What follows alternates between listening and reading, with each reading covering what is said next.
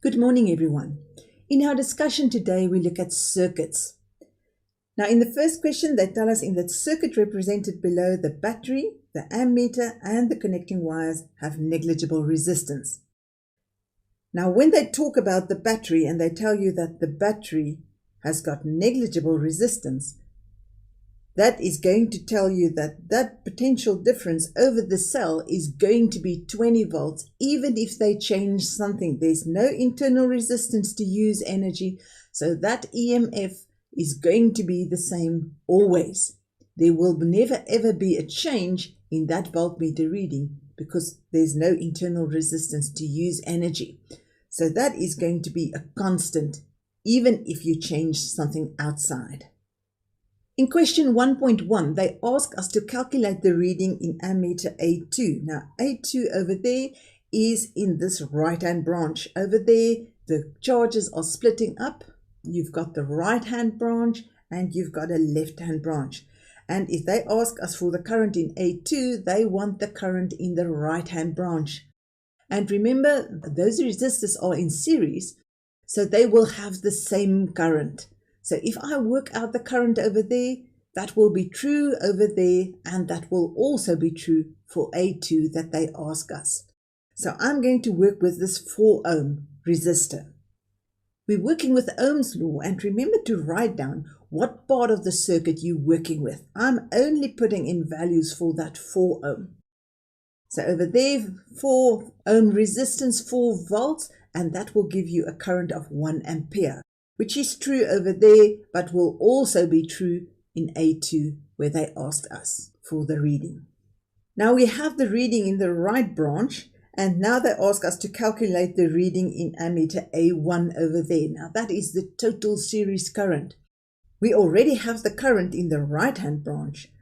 If we can work out the current in the left-hand branch, we can just add them together to give our series current. Now to work with the left-hand branch, I've already got the resistance. I just need the potential difference. In the right-hand branch, that 4 ohm is using 4 volt, and that one will also be using 4 volt. They've got the same current, they've got the same resistance, so they will have the same potential difference. And they are in series with each other. So if this one uses 4 volt and that one uses 4 volt, it means the whole right-hand branch will be using 8 volts. And the rule is, if the right-hand branch is using 8 volt, then the left-hand branch will also be using 8 volts. And then we can use that in Ohm's law. So we're working with the left-hand branch. We've got a resistance of 16 ohm. We've got the potential difference over the left-hand branch of 8, and that will give you a 0.5 ampere current in the left-hand branch. But this is not the answer for our question, because we wanted to work out the series current. So we still need to add the branches together. Over here, we'll add the left-hand branch and the right-hand branch together. So that's our 0.5 plus 1. And we end up with 1.5 ampere, and that will give the reading of A1. In 1.3, they ask us for the resistance of resistor R. Now, what do I know about resistor R? It's in series with that ammeter, so it's got a 1.5 ampere current, so we've got the current already. If only we had the potential difference over that R, then we could use Ohm's law. Now, let's see if we can do that. That 20 volt over there is the total amount of energy per coulomb that is put into the circuit. And that will be used over there in that parallel combination, and then the rest over here. So let's think about this parallel combination. We know the whole right-hand side is 8. We know the left-hand side is 8. And we know that the rule for parallel combinations is that the whole parallel combination will therefore be using 8 volts. So of the 20 that I put in, 8 will be used over here, and the rest is available for R. So the potential difference in R is going to be 20 minus 8, and that will be 12 volt. And now we've got the current and we've got the potential difference for R, and we can work with Ohm's law. Substituting there will tell you that that R is an 8 ohm resistor. In 1.4, they ask us to calculate power, the power dissipated by the 16 ohm resistor. Now, very important, I have to put in values there that are true for the 16 ohm. But we have the current, we have the resistance, and we also know the potential difference over that 16 ohm is 8 volts. So we can use any one of the three equations that we can find on our information sheet. And then it's just a question of substituting. And remember to keep substituting the values for 16 ohm, and all three are going to give you exactly the same answer. In 1.5, they ask us to calculate the energy. Now the symbol for energy, that's a W. And they ask us to calculate the energy transferred in R. So remember now, everything that you substitute into that equation must be true for R. And they tell you that's in 10 minutes. Now that's the catch, because we are not going to work with minutes. We need to convert that to seconds. So you'll multiply by 60, and that will tell you we're going to work with a delta T of 600 seconds. So then you just have to go to your information sheet and find the correct equation. And there's three possible ones that you can use here because you've got a lot of information about R. So you just need to substitute and make sure you put the right values in there, and then you'll get 10800 joule.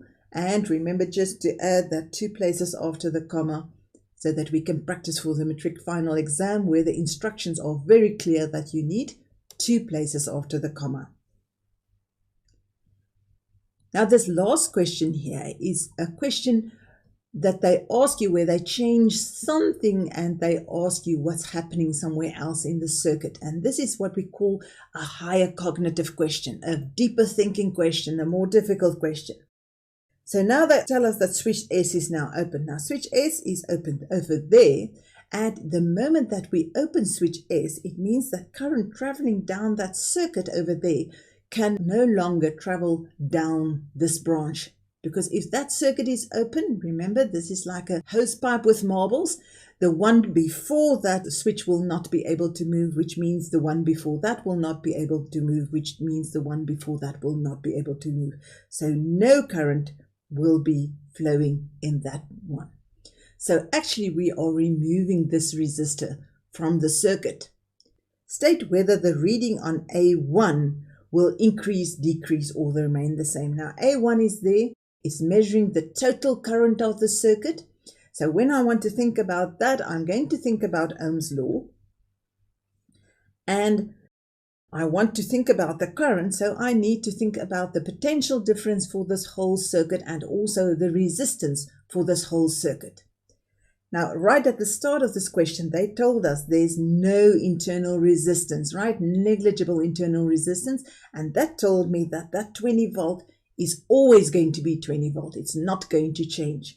So now we know that V1 is going to be constant. And if V up there is constant, then that will give you the relationship between the current and the resistance. They are inversely proportional, right?